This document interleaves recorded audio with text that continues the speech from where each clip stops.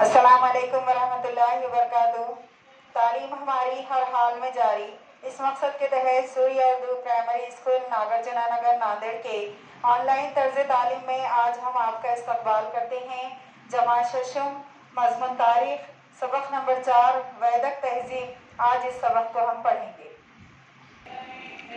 प्यारे तलबा व तालिबात, आज हम सबक नंबर 4 वैदिक तहजीब के बारे में मालूमात हासिल करेंगे।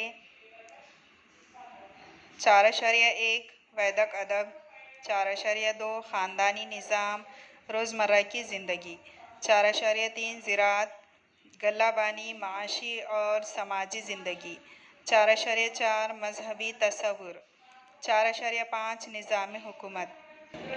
4.1 वैदिक अदब के बारे में आज हम सबसे पहले पढ़ेंगे। वैद अदब पर मुबनी तहजीब को वैदिक तहजीब कहते हैं।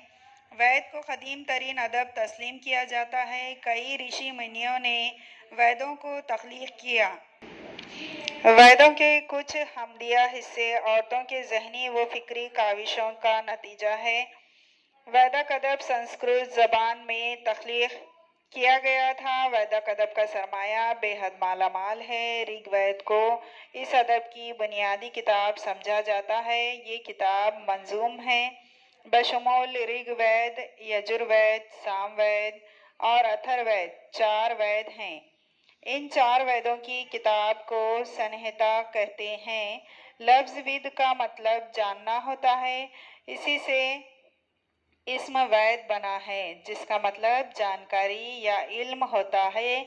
ज़बानी तौर पर याद करके वेदों को महफूज किया गया। वेदों को श्रुवती भी कहते हैं। ऋग्वेद संहिता।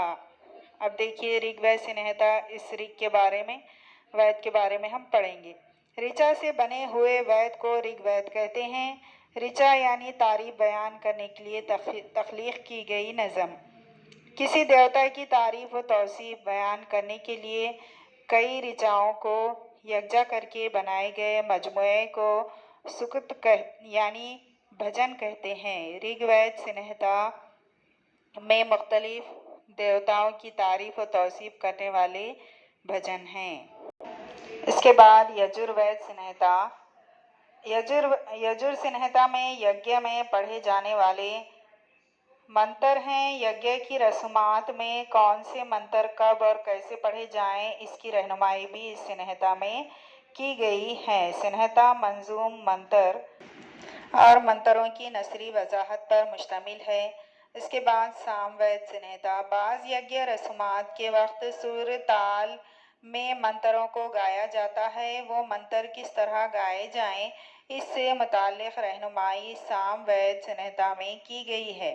भारतीय मौसीकी की तख्लीक में सामवेद का बड़ा हिस्सा है। अथर्ववेद संहिता। अथर्ववेद संहिता अथर्व नामी ऋषि के नाम से मौसूम है। अथर्ववेद में रोज़मर्रा की ज़िंदगी के कई मामलात को अहमियत दी गई है। ज़िंदगी में पेश आने वाले मसाइब व तकालीफ के इलाज का भी बयान है। इसी तरह इसमें कई अद्वियाती नबातात यानी जड़ी बूटियों की मालूमात भी दी गई है। राजा किस तरह हुकूमत करे, इसकी रहनुमाई इसमें की गई है। संहिताओं की तख्लीक के बाद ब्राह्मण ग्रंथ, आर्निक, उपनिषद तख्लीक किए गए। उनका भी वैद अदब में शुमार किया जाता है। ब्राह्मण ग्रंथ यज्ञ की रस्मात में वेदों के इस्तेमाल से मुताल्लिक़ मालूमात फराहम करने वाली किताब को ब्राह्मण ग्रंथ कहते हैं। हर वेद की एक अलग ब्राह्मण ग्रंथ होती है। प्यारे बच्चों, आज हमने वैदिक तहजीब के बारे में कुछ पढ़ा है। आज इसको आप फिर से पढ़िए किताब में से, और इन वीडियोस को ज़्यादा से ज़्यादा देखिए, लाइक कीजिए, शेयर कीजिए और सब्सक्राइब कीजिए। फिर मिलेंगे। अल्लाह हाफिज़।